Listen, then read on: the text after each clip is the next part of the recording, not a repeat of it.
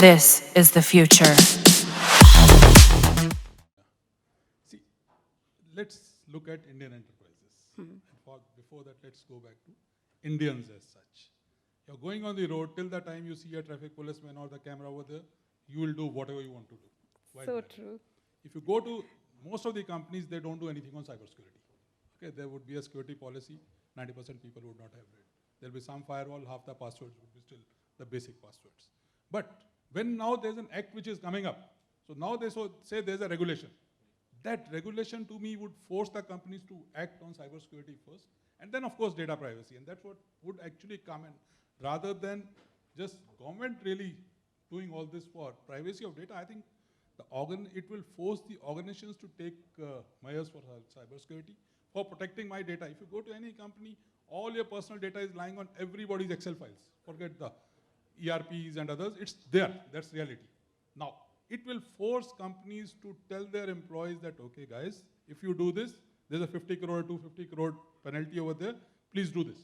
And that to my mind would be a major mindset change that would come in once it comes up. So I look at it from that perspective rather than just the basic data hygiene. So if you look at digital transformation and when you put in all these new technologies, the key is about data. It is about making the organizations data-driven, the decisions in the organizations being data-driven. So which means that the organizations need to collect a lot of data. The data could be for your customers, it could be various others, even the products and all those things. And one of the concerns that always comes is my data which is going back into organization, is it safe? Do I have a right to recall that data? Do I have a right to erase that data? Once I'm not a customer of that company, why should that company carry on with my data? And that to me, to some extent, becomes a deterrent for digital transformation initiatives where people are not willing to give that data.